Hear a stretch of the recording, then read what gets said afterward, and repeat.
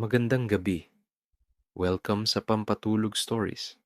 Bago tayo magsimula, shoutout sa ating mga avid listener, kabilang sina Riza Mislang, Jomerson Macusi, Kimberly Medina, Juan Carlos Miguel Melgaso, from Isabela, at sa iba pang sumusubaybay sa ating mga kwento.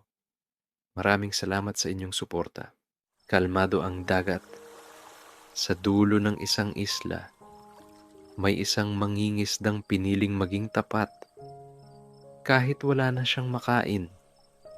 Ngunit isang gabi, may nahuli siya na hindi dapat mapasa kanya, at sa sandaling iyon, kailangan niyang pumili, ginhawa o konsensya, at ang desisyong iyon ay magbabago hindi lang ng buhay niya, kundi ng buong dagat. Kung naghahanap ka ng kwentong magpapakalma sa isip mo, habang unti-unti kang dinadala sa lalim ng katotohanan, manatili ka at hayaang dalhin ka ng alon sa kwento ng ang tapat na manghingisda sa dulo ng isla. Tahimik ang dagat, marahang sumasabay ang alon sa hininga ng umaga, at sa dulo ng isang maliit na isla, nakatayo ang isang kubong gawa sa pawid. Sa loob nito, may isang lalaking sanay sa katahimikan at sanay din sa paghihintay. Siya si Mang Elias, isang mangingisda, hindi mayaman, hindi kilala. Ngunit sa bawat hibla ng kanyang pagkatao, nariyan ang isang bagay na hindi matatawaran. Katapatan, araw-araw. Bago pa sumikat ang araw, gumigising na siya. Tahimik ang paligid, tanging tunog ng alon at hangin ang kasama niya. Habang marahan niyang inaayos ang kanyang lumang lambat, walang pagmamadali, walang reklamo. Sanay na siya sa mabagal na takbo ng buhay at sa hindi tiyak na biyayang dala ng dagat. Unti-unti, isinasampan niya ang kanyang bangka sa tubig at marahang itinutulak ito palayo sa baybayin. Tahimik ang kanyang paglalayag. Parang bahagi na siya ng dagat. Parang isa na rin siyang alon. Dumarating at umaalis. Sa bawat paghagis niya ng lambat, wala siyang hinihiling na sobra. Sapat lang. Mahina niyang bulong. Sapat na pagkain. Sapat na maibenta. Sapat na mabuhay. Ngunit hindi lahat ng mangingisda gaya niya. Sa kabilang bahagi ng isla, may mga bangkang mas malalaki, mas moderno, at mas puno ng huli. Tahimik ang usapan sa baryo. Ngunit malinaw ang balita. May mga gumagamit ng ipinagbabawal. Maliit na lambat. Maling paraan. Mabilis na kita. At sa bawat pagdaan ng araw, mas lumalaki ang agwat. Sila. Mas gumagaan ang buhay. Si Mang Elias, nanatiling simple, isang umaga. Habang pauwi siya mula sa dagat, tahimik ang kanyang bangka. Halos walang laman. Ilang maliliit na isda. Hindi sapat para sa isang buong araw. Sa baybayin, may mga batang naglalaro at sa gilid, may ilang mangingisdang nag-uusap. Elias, hanggang kailan ka ganyan? Isa ang nagsalita. Hindi siya sumagot. Ngumiti lang siya, mahina, tahimik. Walang yumayaman sa pagiging tapat. Dagdag pa ng isa. Tahimik ang hangin. Parang huminto sandali. At sa loob ng dibdib ni Mang Elias, may bahagyang kirot. Hindi dahil sa sinabi, kundi dahil alam niyang may katotohanan doon. Ngunit marahan niyang ibinaba ang kanyang lambat at dahan-dahang inayos ito. Parang walang narinig, parang walang bumago. Dahil sa puso niya, may isang bagay na hindi kayang bilhin ng kahit anong pera. Kapayapaan, kinagabihan, tahimik ang isla. Tanging ilaw ng buwan ang nagbibigay liwanag. Sa loob ng kanyang kubo, nakaupo si Mang Elias. Hawak ang isang maliit na tasa ng mainit na tubig. Walang ulam, walang kasiguraduhan bukas. Ngunit hindi siya galit. Hindi rin siya nagrereklamo.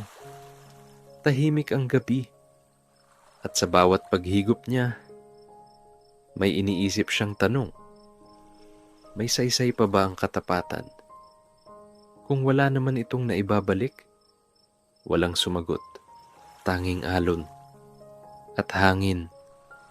Unti-unting pumikit si Mang Elias, habang ang tanong ay nananatiling nakabitin sa dilim. Tahimik ang dapit hapon. Unti-unting dumidilim ang langit, at kasabay ng paghina ng hangin ay ang pagbigat ng dibdib ni Mang Elias. Ilang araw na, halos wala siyang nahuhuli. Sa bawat paghagis ng lambat, mas madalas ang kawalan kaysa sa biyaya. Ang kanyang mga kamay, unti-unting nanghihina. Ang kanyang katawan, pagod na sa paulit-ulit na pagsubok. Ngunit sa kabila ng lahat, patuloy pa rin siya. Isang hapon, habang nakaupo siya sa baybayin, may isang batang lumapit. Payat, maputing nakangiti, at may dalang maliit na supot. Tay Elias. Mahina nitong tawag, si Tonyo, isang batang ulila na madalas bumisita sa kanya. May dala po akong tinapay, sabi nito. Tahimik ang sandali. Hindi agad nagsalita si Mang Elias. Tinitigan lang niya ang bata at unti-unting ngumiti. Salamat. Mahina niyang tugon. Umupo si Tonyo sa tabi niya. Tahimik ang dalawa, pinagmamasdan ng dagat.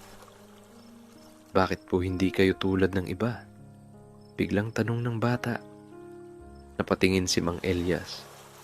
Tulad ng alin? Mahinahon niyang sagot. Mas marami silang nahuhuli. Mas magaganda ang bangka. At parang hindi sila nahihirapan. Tahimik ang hangin. Dumaan sa pagitan nila. At ikaw, gusto mo bang maging tulad nila? Tanong ni Mang Elias. Sandaling nag-isip si Tonyo. Kung hindi naman po mali. Mahina nitong sagot. Napangiti si Mang Elias. Ngunit may lungkot sa likod nito. Yan ang mahirap. Sabi niya, minsan, ang mali. Mukhang tama. Lumalim ang katahimikan. At sa malayo, may ilang bangkang papalapit. Malalaki. Punong-puno ng huli. Isa sa kanila, lumapit. Elias, malakas ang tawag. Hanggang kailan ka magpapakapagod? Dagdag pa. Tahimik ang paligid. Sumama ka na sa amin. Isang gabi lang, makikita mo. Hindi nagsalita si Mang Elias. Walang makakaalam. Walang huhusga. Lahat kami, ginagawa na yan. Tahimik ang dagat. Ngunit sa loob niya, may bagyong unti-unting nabubuo. Tumingin siya kay Tonyo. Ang bata, tahimik lang. Ngunit may pag-asang nakatingin sa kanya. Subukan niyo po. Mahina nitong sabi, parang isang bulong na dumaan sa hangin. At sa unang pagkakataon, nag-alinlangan si Mang Elias. Kinagabihan, tahimik ang kubo. Tanging ilaw ng gasera ang gumagalaw. Sa harap niya, nakahiga ang kanyang lumang lambat. At sa tabi nito, isang bagong lambat, mas pino, mas epektibo. Ngunit, ipinagbabawal. Tahimik ang kanyang mga kamay. Hindi gumagalaw. Ang kanyang mga mata nakatitig lamang sa pagitan ng tama at ng mas madali. Tahimik ang gabi, ngunit sa loob niya, maingay ang laban. Isang beses lang, bulong ng kanyang isip para lang makaahon. Ngunit sa kabilang bahagi, may isang mas tahimik na tinig. Hanggang kailan mo ipagpapalit ang sarili mo para sa mas madaling buhay? Napapikit si Mang Elias. At sa dilim, mas lalong lumakas ang tanong. Ano ang mas mahalaga? Ang ginhawa o ang konsensya? Tahimik ang isla. At sa gitna ng gabi, ang desisyon ay hindi pa rin niya magawa. Mahinahon ng dagat, parang walang tinatagong lihim. Parang payapa ang lahat. Ngunit sa kailaliman nito, may mga bagay na hindi kayang abutin ng mata. Madaling araw, tahimik ang isla. At sa dulo ng baybayin, muling itinulak ni Mang Elias ang kanyang bangka. Ngunit ngayong umaga, may kakaibang bigat sa kanyang dibdib. Hindi dahil sa pagod, kundi dahil sa desisyong hindi pa rin niya magawa. Sa pagitan ng dalawang lambat, ang tama at ang mas madali. Tahimik ang paglalayag. Walang ibang bangka, walang ibang tao. Tanging siya. At ang malawak na dagat, unti-unti. Inihagis niya ang kanyang lambat, ngunit hindi ang bagong lambat. Hindi ang ipinagbabawal, kundi ang luma. Tahimik ang sandali. Habang hinihintay niya ang sagot ng dagat, lumipas ang ilang minuto. Walang galaw. Hanggang sa may kakaibang hatak. Hindi ito marahas. Hindi rin mabigat, ngunit kakaiba, parang may humihila. Hindi lamang sa lambat, kundi sa kanyang atensyon. Unti-unti niyang hinila ang lambat. Tahimik ang paligid, parang nakatingin ang dagat sa kanya. At nang lumitaw ang laman nito, sandaling huminto ang kanyang paghinga. Sa gitna ng lambat, may isang isda. Ngunit hindi ito karaniwan, kumikinang. Hindi tulad ng pilak, hindi rin tulad ng ginto, kundi parang liwanag na galing sa kailaliman. Marahan itong gumagalaw. Parang may sariling tibok. Tahimik ang sandali. At sa pagitan ng kanyang mga kamay, ramdam niya ang kakaibang init. Hindi nakakatakot, ngunit hindi rin pangkaraniwan. Anong uri ka? Mahina niyang bulong, walang sagot.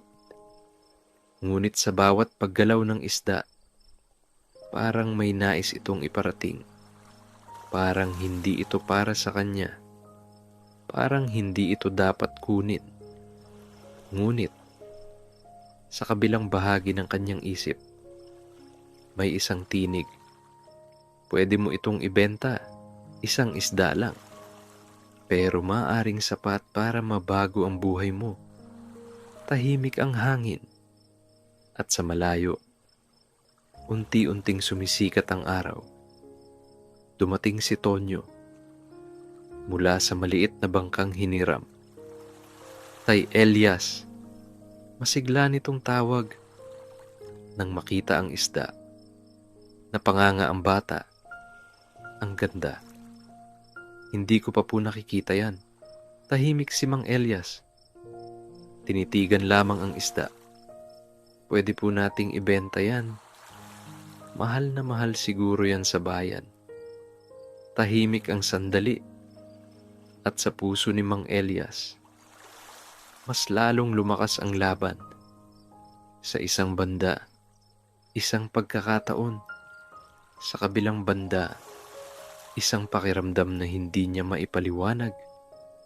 Parang may mali. Parang may dapat siyang gawin. Tahimik ang dagat. At sa bawat pintig ng isda sa kanyang palad, parang may bulong.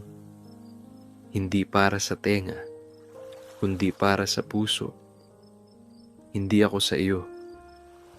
Napapikit si Mang Elias. Saglit. Malalim. At sa pagbukas ng kanyang mga mata, nandoon pa rin ang tanong. Mas pipiliin ba niya ang ginhawa o ang tahimik na tinig ng konsensya? Tahimik ang umaga at sa gitna ng liwanag, ang desisyon ay hindi pa rin malinaw. Tahimik ang madaling araw. Mas tahimik kaysa dati. Parang kahit ang hangin ay nag-aabang. Walang ibang bangka. Walang ibang tao. Sa gitna ng dagat, nakatigil ang bangka ni Mang Elias. At sa kanyang mga kamay, ang mahiwagang isda.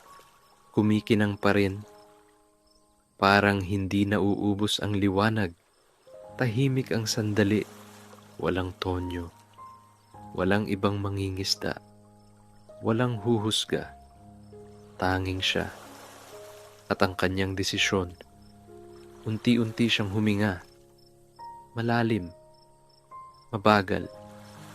Parang inaabot ang lakas na matagal nang nawawala sa kanyang isip.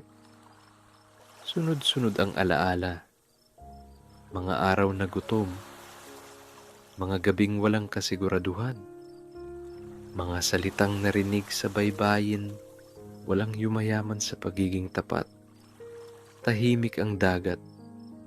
At sa unang pagkakataon, parang gusto niyang sumuko. Isang beses lang, mahina niyang bulong. Hindi naman malalaman. Mas humigpit ang hawak niya sa isda. Ramdam niya ang init nito at ang marahang galaw. Parang humihinga. Parang buhay na hindi lamang basta isda. Unti-unti, napatingin siya sa tubig. Malalim. Tahimik. Walang hanggan. At doon, may naalala siya. Ang kanyang ama, isang simpleng mangingisda, na minsang nagsabi sa kanya, "Anak, hindi mo kontrolado ang yaman, pero kontrolado mo ang pagkatao mo." Tahimik ang hangin, at sa pagitan ng alaala at ng tukso, unti-unting luminaw ang lahat. Hindi ito tungkol sa isda. Hindi ito tungkol sa pera. Kundi tungkol sa kung sino siya. Tahimik ang kanyang mga kamay. Marahang bumukas. Unti-unti. Dahan-dahan. Parang isang paalam. At sa isang iglap, bumalik sa dagat ang liwanag. Lumubog ang isda. Unti-unting naglaho. Hanggang sa wala na.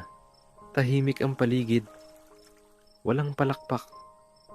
Walang nakakita. Walang papuri. Tanging hangin. At alon. At sa gitna ng katahimikan, may isang bagay na bumalik. Hindi pera, hindi kasaganaan, kundi kapayapaan.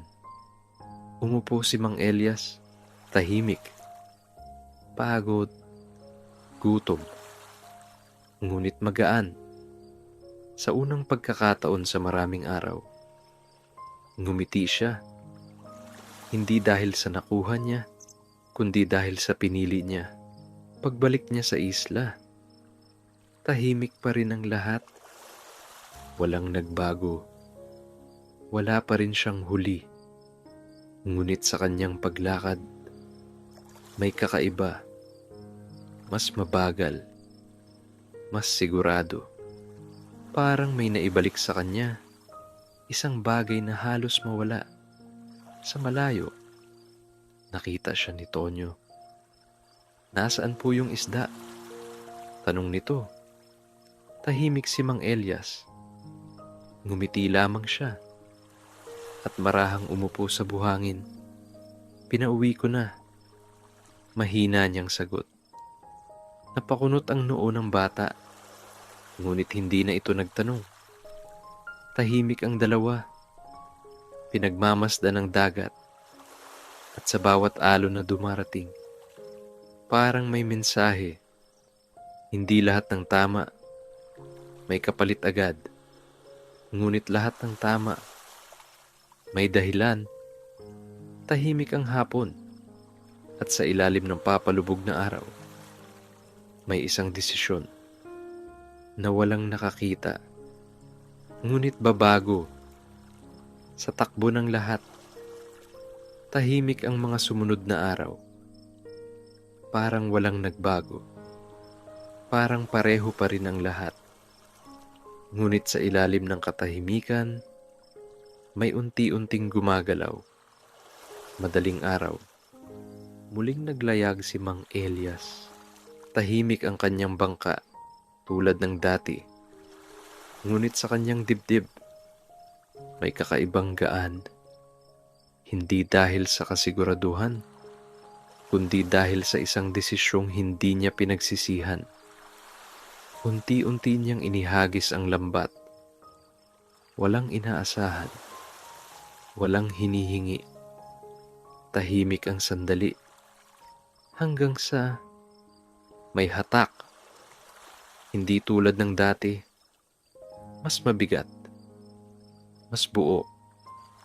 Unti-unti niyang hinila ang lambat. At sa pag-angat nito, napahinto siya. Punong-puno. Isda. Marami. Sariwa. At tila kusang lumapit sa kanya. Tahimik ang kanyang paghinga. Hindi siya agad gumalaw. Parang hindi makapaniwala. Ngayon lang ito. Mahina niyang bulong. Ngunit kinabukasan, ganun pa rin. At sa susunod na araw, ganun ulit. Tahimik ang dagat.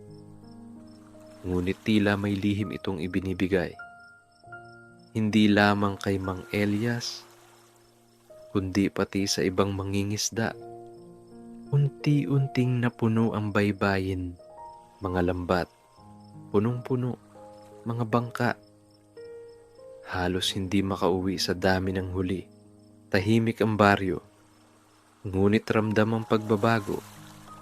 Parang bumalik ang dagat. Sabi ng isa, mas marami pa kaysa dati. Dagdag ng iba, ngunit sa gitna ng kasiyahan, may kakaibang pakiramdam. Hindi ito parang swerte. Hindi rin parang aksidente. Parang may nagpasya. Parang may nagbalik. Isang hapon, nakaupo si Mang Elias at Tonyo sa tabing dagat. Tahimik.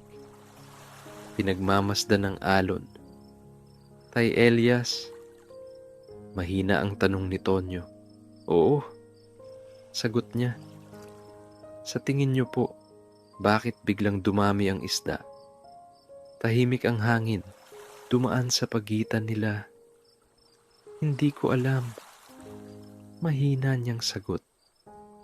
Ngunit sa loob niya, may isang sagot na hindi niya masabi. Naalala niya ang liwanag, ang init sa kanyang palad, at ang sandaling pinakawalan niya ito.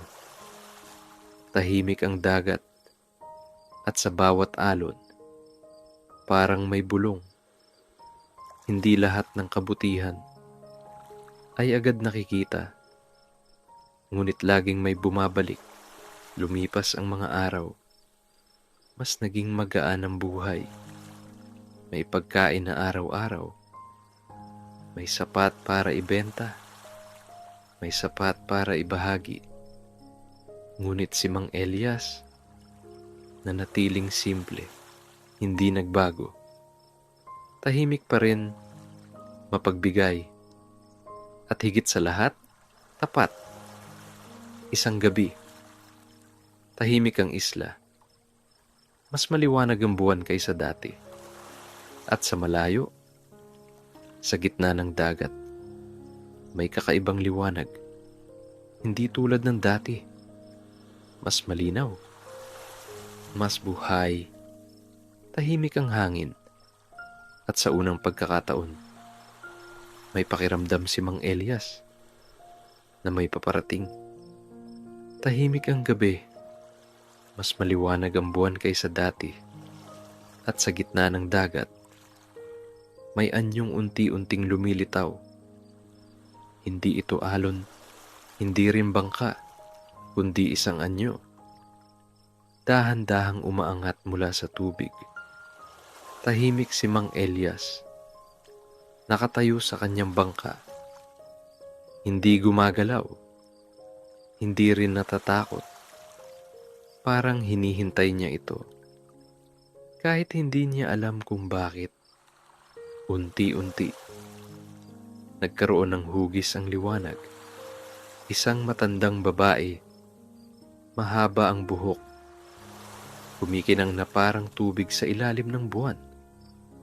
Ang kanyang mga mata, tahimik, ngunit malalim, parang alam ang lahat. Tahimik ang paligid, at sa pagitan nila, walang ibang naririnig, kundi ang marahang galaw ng alon. Ikaw, mahina ngunit malinaw ang tinig. Ikaw ang nagbalik. Hindi agad nakapagsalita si Mang Elias. Tama po. Mahina niyang sagot. Tinanong ka ng dagat. Sabi ng babae. At sumagot ka. Hindi gamit ang salita, kundi gamit ang puso. Tahimik ang sandali. At sa isip ni Mang Elias, unti-unting nagdugtong-dugtong ang lahat. Ang isda, ang liwanag, ang pakiramdam. Ikaw po ba? Hindi niya natapos. Ngunit ngumiti ang babae. Hindi ako isda. Ngunit ako ang dagat. Tahimik ang hangin. At matagal na akong naghahanap, dagdag niya, ng isang taong hindi kukuha, kundi magbabalik. Napayo ko si Mang Elias. Tahimik. Marami ang dumaan. Sabi ng babae. Marami ang pumili. Ngunit iisa lang ang bumitaw. Tahimik ang gabi. At sa bawat salitang kanyang narinig, mas lalong lumalim ang kahulugan. Akala mo, nawala ang iyong pagkakataon. Mahina niyang sabi. Ngunit sa totoo, doon nagsimula ang lahat. Unti-unting kumislap ang tubig sa paligid. Mas maliwanag. Mas buhay. Hindi kita bibigyan ng kayamanan. Sabi ng babae, sandaling tumigil ang mundo. Ngunit hindi nagbago ang mukha ni Mang Elias. Tahimik lamang. At hindi rin kita gagawing mayaman. Dagdag pa. Sa halip, marahang itinaas ng babae ang kanyang kamay. At sa isang iglap, parang huminga ang dagat. Mas malalim, mas malawak, Bibigyan kita ng isang dagat na hindi mauubos. Tahimik ang sandali, hindi lamang para sa kanya, kundi para sa lahat. At ang biyayang ito, dagdag niya, hindi lang sa iyo, kundi sa bawat taong pipili ng tama. Unti-unting naglaho ang liwanag, bumalik sa tubig, tahimik, parang walang nangyari. Ngunit sa puso ni Mang Elias, may isang bagay na hindi na mawawala. Pagbalik niya sa isla, tahimik pa rin ang lahat. Ngunit iba na ang pakiramdam, mas buo, mas malinaw. Lumipas ang mga taon, hindi siya yumaman, ngunit hindi na siya naghirap. Ang dagat na natiling mapagbigay, at ang isla unti-unting nabuhay. Dumami ang isda, dumami ang ngiti, dumami ang pag-asa. At si Mang Elias nanatili sa kanyang kubo, tahimik, simple, ngunit buo. Isang gabi, habang nakaupo siya sa tabing dagat, kasama si Tonyo, tahimik ang hangin. At Tay Elias, mahina ang tanong ng bata. Oo, may sikreto po ba ang dagat? Ngumiti si Mang Elias, marahan, tahimik. Meron. Sabi niya. Ano po? Tumingin siya sa alon. At sa bawat galaw nito, parang may sagot. Binabalik nito. Kung ano ang ibinibigay mo. Tahimik ang gabi. At sa ilalim ng buwan, ang dagat. Patuloy na humihinga.